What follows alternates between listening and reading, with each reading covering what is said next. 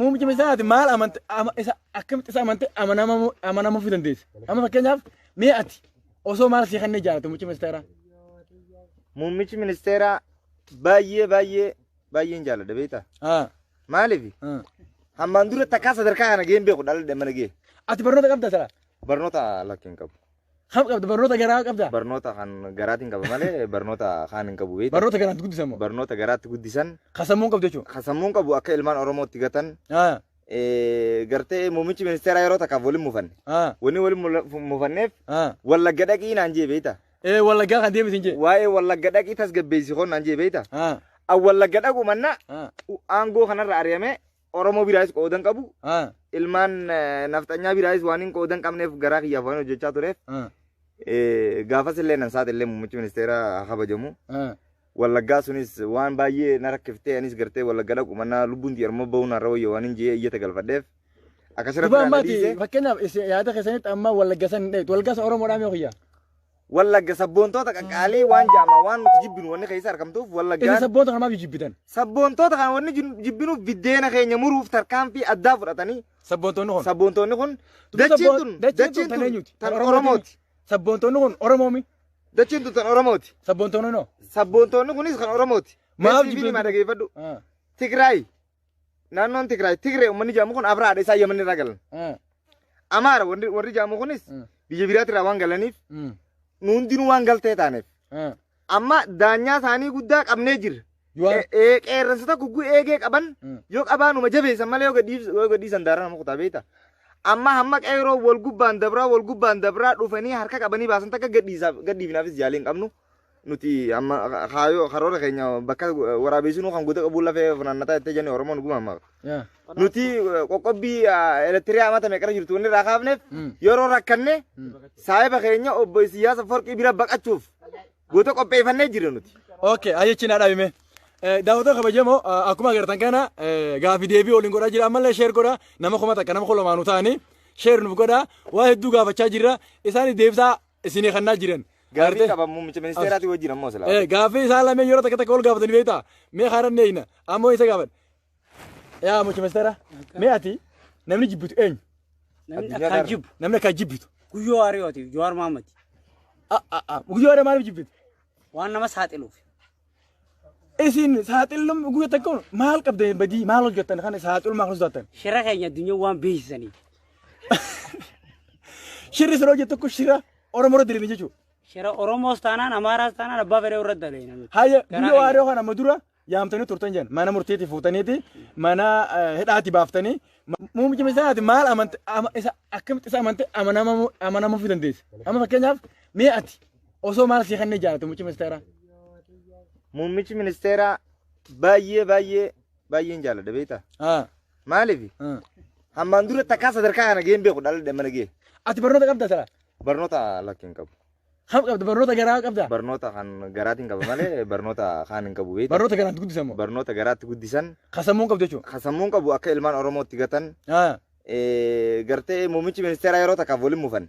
Wanni waliin mufanneef wallagga dhaqii naan jee beektaa. Wallaggaa kan deemisiin jee. Waa'ee wallagga dhaqii tasgabbeessi hoon naan jee beektaa. Wallagga dhaqu manna aangoo kanarra ari'amee Oromoo biraayis qoodan qabu. Ilmaan naftanyaa biraayis waan hin qoodan qabneef garaa kiyyaaf waan hojjechaa tureef. Gaafas illee nan saate illee muummichi ministeeraa kabajamu. Wallaggaa sunis waan baay'ee na rakkiftee anis gartee wallagga dhaqu manna lubbuun xiyyaarmoo bahuun har'a wayya waan hin jee iyyata galfadheef. Akkasirratti kan dhiise. Fakkeenyaaf yaada keessanitti amma wallagga san hin dheetu. Wallaggaa Oromoodhaan yoo kiyyaa. Wallagga sabboontoota qaqqaalee waan jaama waan nuti jibbinu wanni keessa argamtuuf wallaggaan. Inni sabboontoota kanaaf jibbitan. Sabboontoota kan wanni jibbinuuf biddeena keenya muruuf tarkaanfii addaa fudhatanii. Sabboontoonni kun. Dachiin tun tan Oromooti. Sabboontoonni kun Oromoomi. Dachiin tun tan Oromooti. Sabboontoonni noo. Sabboontoonni kunis kan Oromooti. Maaf jibbinu maa dhageeffadhu. Tigraay.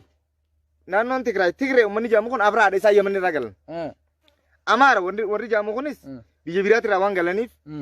Nuundinuu waan galtee taaneef. Amma daanyaa isaanii guddaa qabnee jirra.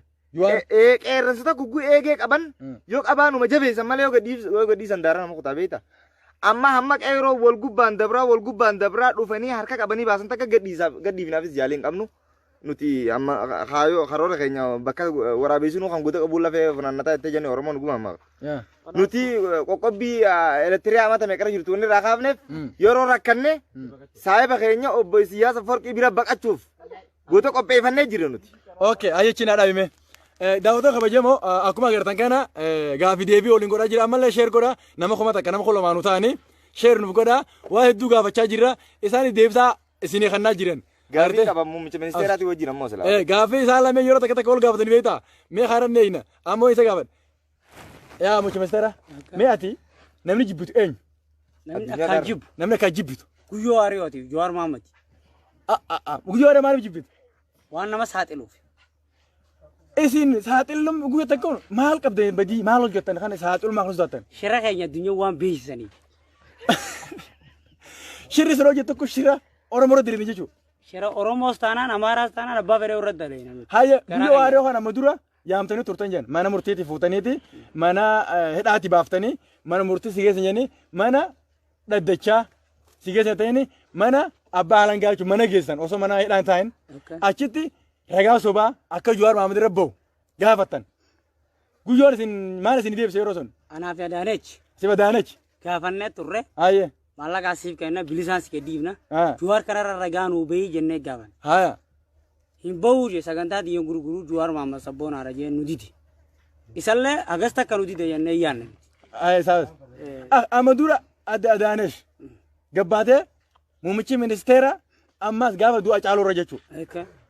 Namni Hacaaluu keessa harka qabu shaneedhaa fi artee ergamtoota TPLF akkasuma ergamtoota Kaayiroo biyya keessa jireenyaati. Wanti tura gamta dhuga. Kun dhugaa miti. Maaf sababa fayyadu? Shaneenii fi kun sagantaa ittiin biyya tana keessaa sagantaa shanee ittiin balleessinu. Fi KFO fi kana sabboontoota Oromoo ittiin balleessinu malee. Hunda harka keenyaa dhiiga. Akka harka keessa dhiiga ta'e ifitti amantan jechuudha. Ifitti amannee jira. Hacaaluu hundee isaa nu gala. Duba isin hagayoom dhiiga namaa dhuguu feetan? Hagayoom hagaa garta. Dhiiga Oromoodha. Dhiiga Oromoo ittuma fufa kan hagaa nuti nu qaban takkatti ittuma fufa shakkiin qabna. Hayya mee ergamtoota keessa eenyu manta? Ergamtoota ati if jala qabdu. Warra gantaa gaaraatiif bitu. Obbolammaadha. Donqaa guddaa obbolammaadha. Shamallis.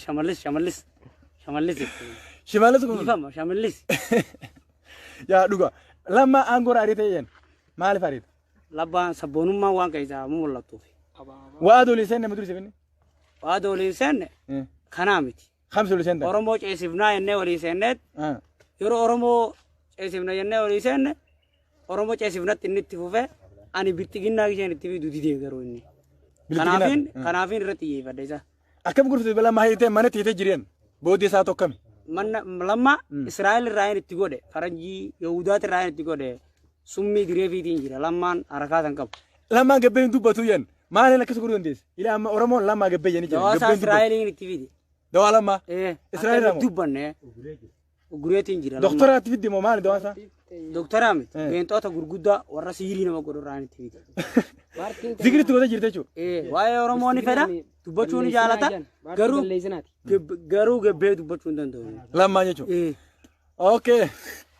Akkuma agartan gaa'e lammaa akka inni hin dubbanne Israa'el irraa itti fidee zikirii. Israa'el jechuudha. Amma wanta takka takka nu. Amma karaa taa'ee danda'a deemina. Mee taa'ee maal qabdeeti? Amma nuti waa xiqqoo wanni itti muddamnee jirru. Haala qeeroo ammaa kanarraa maal jettame? Kan qeeroo duratti badhaasa noobeelii kanas waan nu gaafachaa jiraniif hamma nu qabanii noobeelii nu dhiyeessan takkatti kan nuufis yaanu kan abdii jala murree jirra. Baankiin teenyaas maallaqni waan nu gosa duwwatee jiruuf biraan ujuulaadha amma waan mindaa waraanaatis nu gaafachaa jiruuf kanarratti amma irra mariinaa fi Dooktor Abiyyiis ni qabna. Mee walta isinaas laawwata kabajamoo mee waan jedhe jiru haa dhaggeeffannu. Laawwata kabajamoo mee jarri jaraa wal gaafatamma. Marii qabna. Har'a waan bankiin teenyallee waan duwwattee jirtuuf Dooktor Abiyyi ni dhagaya. Amma mee waraana kana baay'ata isarraa kafalluuf himma. Baay'ata waraana Itoophiyaa kana. Waraanni kan qeeroo irraa dha'u jiru kana. Waraana kan qeeroo dha'u jiru kana. Waan biraa dhabnee Abbaay itti gurguru. Abbaay. Laga baguddaa. Masrii nu dhoor kenne. Masrii irraa maallaqa fudhanne. Isiif gadhiifna. Kaan taanaan waan akkanaa gooneeti sharafa biyya alaa agarsiifnenne tiriika irraa murre Finfinnee irraa kaasee Oromiyaa irraa murre Jabuutii fi Keenyaa gurgurre waraanaa kafalla. Maaliif jennaan garaa keenyaaf waan nu gargaaraniif. Sanarratti amma waan takkaan si gaafadha amma. Tanarratti kanneen duraan nu qeeqan kanneen akka Jawaar Mohammad kanneen akka Guyyoo Waariyoo ofirraa hidhaa galchinee jira beekama. Obbo kanneen iccitee masaraa mootummaa keessaa baasu obbo Lammaa Magarsaatis hidhaa keessa galchinee jirraami. Galchu namni ajjeese isiniyan. Laamroot Kamaali jedhanii amma tarkaanfii fudhachaa jiran. Laamroot dhaqqaban. Maali? Laamroot doolaara biliyoona takka kanneen Keeniyaadhaan Ameerikaa deemsisuuf karoorri keenya lafa kaanyee jira. Uummattoonni kun biyyoota hunda keessa faffacanii jiranii Ameerikaa kanaas ni jiranii. Laamroot Kamaal Ameerikattis hin baatu. Akkam gootan? Masaraa mootummaa teessifna haga cabxee nu dhuftutti. Laamroot Kamaal ammoo yaada tokkoon qabata irratti. Laamroot Kamaal elektiriyaa erguudhaaf yaada kanaan qabamoon. Elektiriyaa namichatti kaanii jira warri biyya isaa isaa'u. Isaa safarqee. Nufi inni nu rakkoo guddoo keessa waliin seennee jira. Mee wayii si gaafadha qabattu. Amma Jawaar Mohammad Jawaar Mohammad jira. Qeeroon lafaa isin ka'aa jirti. Jawaar kana yoo qeeroon lafaa isin kaate amma laal qeeroon yoo Jawaar gadi hin dhiifne agartee nageenyi biyya tana hin jirudha. Maal jettanii tanaan? Namichi seenaa keessa gisa dhageenyu nuti illee baranne obbo Taayyeen fi jaalala kiyyaa fi ana tortor wajjinu taariikha gisa dhageenyu nuti nama gartaa yeroo biyya keenya biraan taate nama gartaa akka Nelson Mandeellaati jennee yaanna Jawaar Mohammad kana. Booda hidhaa ta'e tana keessaa gaafa sochii qeerroo uummanni isaa godhanii yeroo achi bahu biyya tana ni hoggana jennee ni yaanna. Garuu haga cichaatetti nuti gadhiifna jennee yaanna. Hayye yoo biyyi tun isin harkaa baatiyye qeeroon isin finciltee qeeroon biyya isin harkaa fudhatte qoonni keessa maal ta'a? Hacaaluun deessaa sabboonaa sunuun dhiyeeruuti ilma duun. Du'a filate jechuudha. Osoo hin duune duunetti isin dantaa garaa kan dhiiftanii uummata keessaniif yoo gaachira tono. Yoo gara gallayan garaa keenya dhiifnee gara gallayan duruu quufnee jirra. Bakti nyaatan garma quufan hin jaani. Duruu meeshaa dhiigalmaan Oromoo dhangalaafnee jirra. Amma yoo biyya tana karaa nagaatti deebinee qabsoo uummata Oromoo tana ni finiisina kan jennu taanes haqni uummata Oromoo waan dhiyaatee jiruuf nu dhiisan.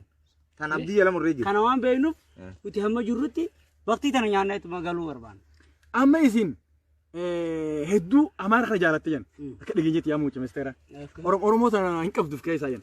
Amaara kana maaf akka ni jaalattan? Lafta nyaata. Amaara onni akkana jaaladhuuf jiraami ilmaan miskiinaa yeroo gandumatti guddatan sagantuma gandatti guddatanii dubbatanii. Sagantumatti yaa akkasuma duraa ta'e malee keessa waa'ee Oromoo dalaguun hin fedha garuu biddeena waan Amaara bira quufe waanuma Amaaraa tanaan dubbachuu. Ammoo hangaafi takkan qaba. Duba maaf Oromoo sabboonuma maaf godhuu barbaadda? Ani sabboona hojiidhaaniin agarsiisaa jettee dubbatu yeroo gaarii. Uummanni kun gaarii waan ta'aniif uummata baay'ees waan ta'aniif ittiin sobuuf qaba. Uummata Oromoo kana. Ati uummata Oromoo kana sobaan jiraachisaa jechuudha. Sobaan dhaabbate addunyaan jennee waan amannuuf. Sobaan amantaa jechuudha. Gaafi takkan qaba immoo. Hayyeeti taa'ee maal jetta? Gaafiin hin qabu. Atu odoo miidiyaa keenya irra deebitee nu bitamtee nu wajjin hojjette yaalii qabna. Qarshiin bituu bitamuudhaaf. Doolaara kanniif amma kana maal? Laa anni qarshiin barbaadu. Miidiyaa keenya mindaa guyyaa irraa feetu baatii rasiin. Yaa daawwana kabajamoo akkuma gartanii Taayyeen fi Abiyyiin qarshii nama bituu yaalii godhan laala agartanii. Amma miidiyaa keenya irra nu dhiyaadhu jedhanii amma miidiyaa kana keessa OMN hin jiru. Kun amma miidiyaan waan taadha. Kun immoo boqqolloo miidiyaa boqqolloo jedhaniin. Kun immoo miidiyaa Iskandar Naggaafaa. Hanga kana hundaa'u ni irraaf tokko tokko. Amma isaan miidiyaa hundi bitu ala sibinnaa jaan agartee. Sasi nama bituu kan maal fayyadamee taayi. Wanni akka dhageenyatti ergamaa bilitiqinaa naannoo Oromiyaati. Namoota hedduu bitee warra kaan Gaasaa Biraafaa, Baantii Tufaafaa, Mustafaa Jaafar Alifaa. Uummanni kun jajjaba. Isaan kana biteen. Uummata kana akka bitti isaan kana maallaqaan. Maallaqaan wanni inti biteef quuqama garaatti uummata kana keessa jira. Garaaf quuqamanii. Garaaf quuqamanii jiran. Akka keenyaatitti garaa isaanii guuttatanii mirgi isaanii guutamnaaf. Dhaanagaa. Dukkanti kan bariitu ittiin seeni beektaa jirri. Ammoo lafti bari'aa jirti. Amma waan minda waraanaatu dadhabneef jarrillee mindaa irraa murree isaanilleen sabboonummaa biyyaatiif waan hojjechaa jiran ji'a lama mindaa irraa murree jiran. Isaan. Mindaan qaban. Mindaan qaban. Haye meedhaaf yaa obbo Doktora. Ati namni amantuu shimallis jettee jira. Obbo Taayyee kanoo maal goddeef? Hedduu ho'i barreessan kun baay'inaan. Obbo Taayyeen hin barreessu. Ho'i barreessa Facebook irratti. Facebook nama barreessaa mala Taayyeen qareen beeku. Qareen beeku mala qareen. Taayyee wayyaaneen gaafa nuti naaf shimallis faanu ergattu isa cinaa tokko ni hiite. Hidha jireenye. Gaafa sun waan beeknee jedhanii tantaasaa baree garaa isaatii bitamee innis deebiin hojii nyaachuu jira amma. Sigaltee Oromiyaa. Amma inni akka yaadutti waan obbo Muummichi Ministeeraadha bakka shimallitiin haawun ooluu jee yaada qaba. Akkami muummicha ministeera bakka naannoo Oromiyaa bulchuudhaaf yaada qaba. Inni shimallis dhiyoo tana citii takka baaseetiin. Eenyu dhuga jaan? Jara soddoota kan jedhu. Soddoota kee. Lubbuu ta'e tokko yara nus gargaaree nu cinaa dhaabbatu. Soddoota kee kana. Soddoota hundaa laftanyaa jechuudha. Naftanyoota. Nu cinaa dhaabbata isuma keenyaasi.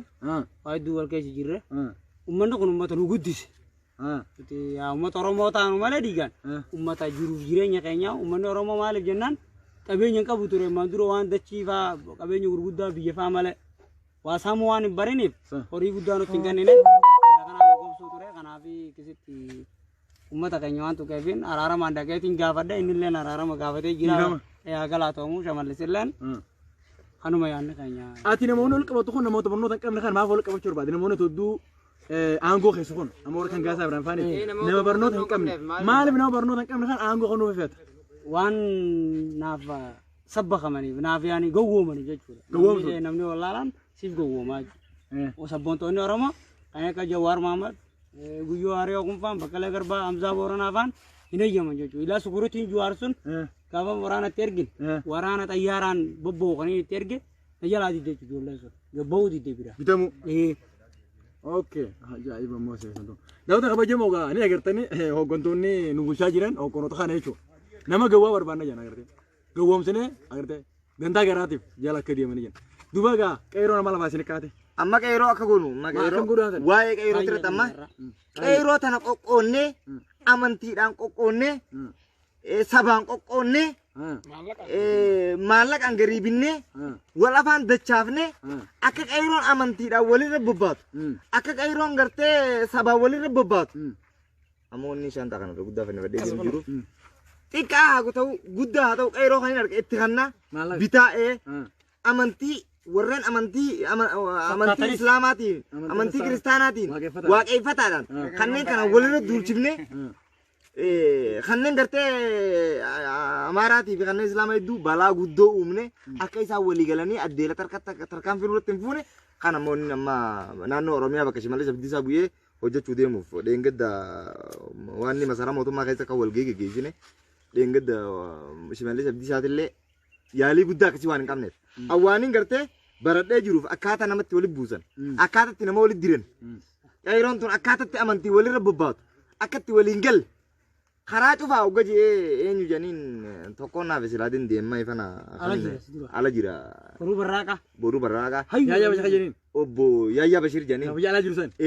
Isa kam gurfee. garaan na gubachaa jira amma silaa isa sun arkee mana dukkana keessatti arboo shiriin isaa kan irraan banne hidhuudhaaf yaaliin hin qaba masila. Biyya sanitti qabu fe'isa. isa suni iccitii diinee labaasaa jira qeeroon amantiin akka walirra bobbaatu hoggaan armaan gadhiise amantiidhaan walirratti hin bobbayinaa isin tokko Oromoo hin jenne kiristaana hin jenne waaqeffata hin jenne tokko jedhee nammeen gartee qeeroo jajjabeessaa jiru isa sun amma ifana naannoo Oromiyaa keessa gabbu'ee kaayyoon tiyyamma qeeroo amantii walitti buusu sabaa walitti buusu qeeroo naannoo Amaaraa fidee naannoo Oromiyaa keessa gadhiisu. Okay. Inni gaa sodaata. qeeroon amma tam tarkaan fudhachaa jirti beektaa huccuu alaabaa Oromoo uffattee Kana kana. kan akkanaa tana uffattee beektaan gargaan guuna kullee garaan nu gubata beektaa. Ammaa Maaliif gaa biyya dimokiraasii Kanadaa waan jirruuf waan akkasii godhuu hin dandeenyu. Har'a waan affeeramnee jirruuf waan akkasii godhuu hin dandeenyu. Dirqama gaa'ii gaafii fi deebii kanallee wajjin godhuudhaaf silaa nuti waan feene waan maaliif gaa dirqama muummicha ministeeraa hoggaa harmatti affeeramnee fi harmarratti gaafii dhiyeessuudhaaf illee amma garankaa kana guun amma yoo ijaanichi eegaa isaa mana garankaa hoggaa coraannaa duuda beekta amma fana yaaliin nuti qabnu beekta qeeroo bitu amantii walitti buusu. Okay. Asina bibi. Ammas Oromiyaa tana keessa waan jaamatan agarta. Uummanni bakka kanatti amantii walitti bu'ee jira jechuudha. Amantiidhaan walitti bu'anii jiran. Sinaa ganta hijiboo nuti hanganatti hijibnee jechuun umriin teenya siqaa deemti. Namni waliin galu Itoophiyaa keessatti. Garaan guddachaa deema. Garaan keenya guddachaa deema. Nama kan amantii walitti buufnee jirre saba walitti buufnee jirre qeeroo ta'ee kan Oromoo ta'ee waan kana hojjete beekta. Waaqeffataa ta'u amantii kiristaanaa ta'u Oromoo ta'ee sabboona Oromoo ta'ee qeeroon waan kana hojjechaa jirtu. Hattoota jiru. Naatu fide uummata sun. Isin ammoo hattoota taate nuu beektan jiru manni kun. Nuu fide naannoo Amaaraa keessa walitti qabnee finne. Diqaalota.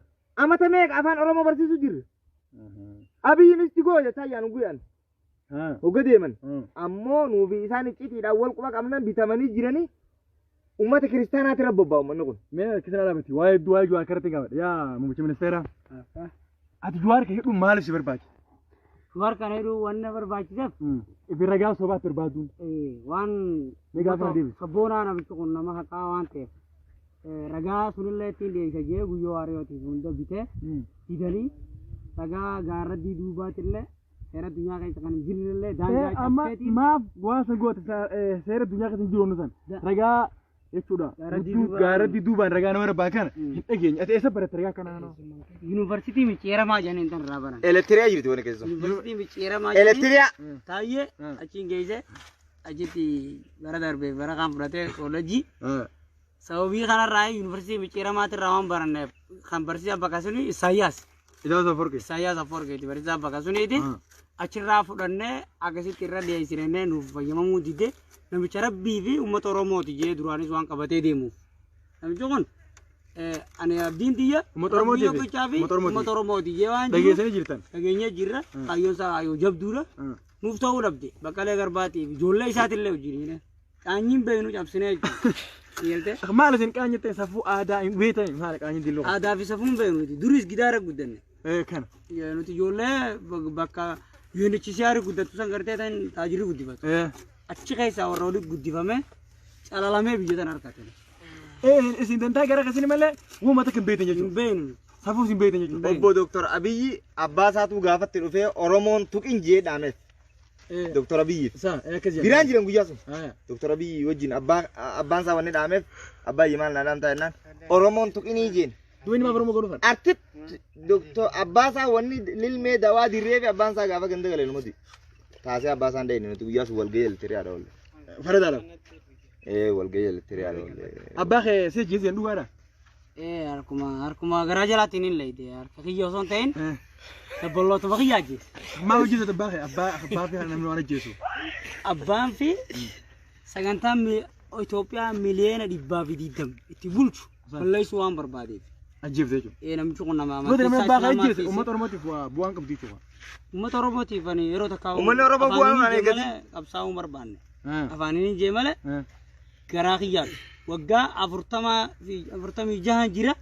Haga kana garuu ani waaniin gartaa haga kana dila kana kaniin deemee Tigree waan ergatteef carraa dhabee yeroo dheertuu yaaddaa ture arra hireen harkadhe. Oromoo qeeroonis hagala toomtu durraa buufte. Amma Dooktor Abiyyi wajjin marii xiqqoo takka qaba. Obbo Dooktor Abiyyi amma yaanni nan guyyaa harmaa qabuu si wajjin sila haasawu barbaadeef hin beektaa? Uummata wobo marro ji'ee gaara jiraatu kan akkam godhatan?